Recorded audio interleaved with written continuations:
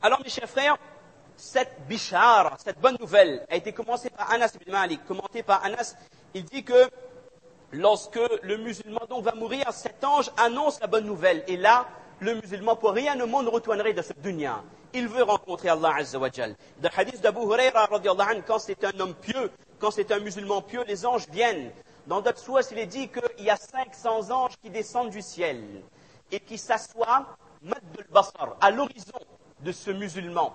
Et là, ensuite, Malik al-Maut vient et il se positionne auprès de cette personne et il annonce à cette personne Ukhruji ayyatuha an-nafsu at-tayyiba, ô âme pure et sincère, maintenant tu peux sortir, tu étais dans ce corps pur, maintenant je t'annonce la bonne nouvelle qu'Allah est satisfait de toi, qu'Allah t'a accordé son pardon, maintenant tu peux retourner auprès d'Allah Azza wa Jalla. Dans d'autres versions, Assalamu alayka ya wali Allah, Allahu yuqiru alayka as-salam, que la paix d'Allah soit sur toi, je t'annonce qu'Allah Ta'ala te transmet ses salams. Ça c'est le sens du verset, lahumul bushra fil hayati dunya wa fil akhirah. Ils ont cette bonne nouvelle depuis ce dunya. Alors mes chers frères, mais les hadiths sont très longs pour décrire quand ce musulman, son âme va quitter, et qu'il y a des anges qui posent la main sur le corps de cette personne, le temps que Malik al-Maut reprenne son âme. Comment Malik al-Maut prend son âme avec plus d'affection qu'une maman pour son enfant. Dans d'autres versions, il est écrit de Ibn Abi Dunya que l'âme dit au corps qu'Allah te récompense, tu as vécu dans l'obéissance d'Allah, et le corps répond à l'âme de la même manière. Et que la terre sur laquelle ce mu'min prier Allah, cette terre pleure, ainsi que les portions du ciel où les actions de ce musulman, où les actions de ce mu'min arrivées, ces portions du ciel également se mettent à pleurer. Et Iblis hurle, il reproche au petit shayatin, comment avez-vous laissé cet homme quitter ce dunya de l'obéissance d'Allah Azza wa Jal. Ça c'est quand le mu'min quitte ce dunya. Il est encore parmi nous et il a déjà reçu cette bonne nouvelle. Alors mes chers frères, ça c'est une mort exemplaire. Ça c'est la mort qui doit être souhaitée par chacun d'entre nous, mes chers frères. Mais ce musulman, qu'a-t-il fait d'extraordinaire pour mériter un départ aussi merveilleux de ce dunya? Il n'a pas fait quelque chose d'exceptionnel. Il y a 3 points. C'est un homme avant tout qui a vécu dans ce monde comme vous et moi. C'était un père de famille ou une mère de famille ou tout simplement un citoyen comme vous et moi.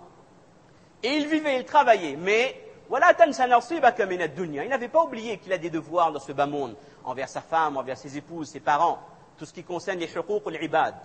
Mais deuxième point, c'est un musulman qui travaillait, certes, il gagnait sa vie de manière correcte et honnête, mais il ne vivait pas de ce dunya. Parce que le problème, c'est quoi? C'est quand on fait partie de ces gens, innal ladina la yarjuna liqa'ana, ceux qui n'espèrent pas notre rencontre, waradu bil hayati dunya, et qui sont satisfaits de la vie présente, wafma'annu biha, et ils s'y sentent en sécurité. Le problème, c'est de comprendre la relation qu'on doit avoir avec les biens de ce monde. Quand j'aime ce dunya plus que tout, à un degré où je suis prêt à faire passer le dunya, mon travail, aux dépens d'une prière en congrégation. Et quand je veux encore plus, quand il y a la cupidité qui habite mon cœur, et quand je consacre l'essentiel de mon temps, de ma vie, pour gagner plus et encore plus, et quand l'amour de ce monde remplit mon cœur, qu'est-ce qui se passe, mes chers frères? L'amour pour Allah ne peut plus rentrer de ce cœur. Et qu'est-ce qui se passe, mes chers frères? On n'a plus envie de quitter ce confort.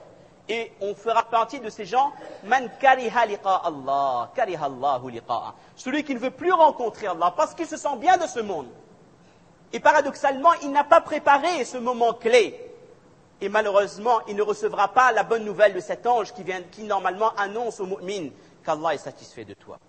Troisième caractéristique de ce mu'min, mes chers frères, il vivait comme nous à l'île de la Réunion. Le samedi, il marchait dans la rue Maréchal Leclerc. Pendant les vacances, il allait à Paris, il amenait ses enfants à Disneyland, comme beaucoup de gens parmi nous. C'était un homme ordinaire. Mais cet homme n'a pas été piégé par les péchés, par les plaisirs de ce monde. Il savait que ce dunya, c'est un sijn, c'est une prison pour le croyant. L'alcool, l'adultère, les sorties en boîte de nuit, l'argent facile, l'intérêt, le riba, tout ça, ce sont des péchés. Ce sont certes des plaisirs attrayants, mais ce n'est pas pour moi. On va laisser ça pour ceux qui n'ont aucun espoir de retour vers Dieu, qui ne croient pas au paradis et à l'enfer. Et dans un hadith de Jabir, radiyallahu anhu, ça c'est un hadith aggravé dans les esprits. Il est dit que lorsque Malik al-Maut reprend l'âme de cette personne, hadith rawahu Daylami, il dit que tout ce qui l'empêchait de revenir vers le haqq, yujma'u lahu kullu shay'in yamna'uhu 'anil haqq, l'alcool, la drogue, les femmes, l'intérêt, tout ce qui l'empêchait de se rapprocher d'Allah, toutes ces choses-là sont présentées devant ses yeux. فَيُجْعَلُ بَيْنَ عَيْنَيْهِ فَعِنْدَ ذَلِكَ يَقُولُ رَبِّ ارْجِعُونِ لَعَلِّي أَعْمَلُ صَالِحًا فِيمَا تَرَكْتُ. Lorsqu'il voit ces péchés qui l'ont freiné, qui l'ont fait prendre le mauvais chemin, là il dit, oh Allah, ramène-moi de ce dunya afin que maintenant j'accomplisse les bonnes actions. Mes chers frères, il y a deux chemins, deux destins. Et pour ces destins, il y a deux chemins. Il y a deux manières de vivre cette vie. Il y a deux manières de vivre l'adoration d'Allah. C'est à nous de choisir notre chemin qui nous mènera vers notre destinée. Et les bonnes nouvelles vont s'accumuler pour ce mu'min, mes chers frères. Comme Malik al-Maud reprend son âme, ce n'est pas comme Malik al-Maud prend l'âme de quelqu'un qui délaissait ses prières ou qui n'obéissait pas à ses parents. Quand son jassad, quand son corps est posé dans la tombe, quand les anges vont lui poser les questions, Shattani, une différence énorme entre le mu'min salih et le musulman qui faisait des péchés, mes chers frères. Lorsqu'il sera ressuscité, et chaque étape, il y a des descriptions pour le musulman pieux et le musulman qui n'a pas compris quel était son but de ce dunya. Alors, mes chers frères, quand Allah veut guider quelqu'un, dans le hadith de Aïcha radiallahu anha, qui se trouve dans les commentaires de Sahih Bukhari, il dit que lorsqu'Allah Ta'ala veut du bien pour quelqu'un, dans les derniers moments de sa vie, Allah Azza wa Jal envoie un ange qui va lui montrer les bonnes choses à faire et qui va l'empêcher d'aller vers le mal. فَإِذَا حُضِرَ. Et lorsque le moment de la mort, le sakaratul maut arrive, وَرَأَى ثَوَابَهُ. Et lorsqu'il voit de ses yeux, qu'est-ce qu'Allah Ta'ala lui a réservé comme récompense? فَذَلِكَ حِينَ أَحَبَّ لِقَاءَ اللَّهِ وَأَحَبَّ اللَّهُ لِقَاءَهُ. C'est ce moment-là où ce musulman, il veut plus que tout le monde retourner vers son Créateur, et Allah veut que cette créature retourne vers lui. Alors mes chers frères, pour faire partie de cette catégorie de personnes, il y a trois choses. Il faut donner le maximum d'attention au culte d'Allah, ce qu'on appelle le huququllah, les droits d'Allah. Mes chers frères, personne parmi nous ne pourra avoir la bonne nouvelle du paradis dans le sakaratul maut tant qu'il ne sera pas régulier dans sa salat. Dans certaines versions, il est dit que Malik al-Maut, ça c'est de Ibn Abi Dunya, Malik al-Maut ausculte, il voit le visage de chaque musulman 5 fois par jour. Et dans d'autres versions de Ad-Daylami ou d'Ibn Abi Dunya, la même personne, il dit que Malik al-Maut ausculte le visage de chaque musulman aux 5 moments de prière. Et lorsque ce musulman quitte ce dunya, فَإِنْ كَانَ مِمَّنْ يُحَافِظُ عَلَى الصَّلَوَاتِ الْخَمْسِ. Si c'était quelqu'un qui restait ferme dans ses 5 prières, دَنَا مِنْهُ الْمَلَكِ. L'ange s'approche de lui. وَطَرَدَ مِنْهُ الشَّيَاطِينَ. Et l'ange chasse les démons, les shayatin de cette personne.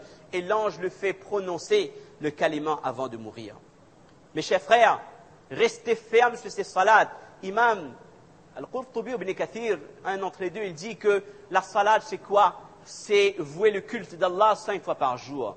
Mais c'est également comprendre quelle est ma relation, moi, musulman, avec Allah. Comment mon corps doit obéir à Allah, comment dans mon cœur, il ne doit y avoir que l'amour d'Allah Azza wa Jal. Deuxième chose, faire attention aux droits des gens. Et avant tout, le droit des parents.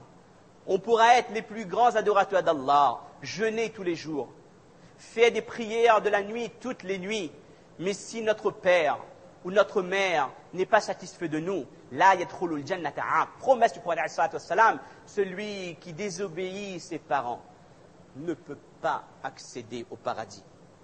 Et parmi les droits des gens, le droit de sa femme, le droit de ses enfants. Car le prophète sallallahu alayhi wa sallam a dit, les meilleurs parmi vous sont ceux qui agissent le mieux avec leur famille.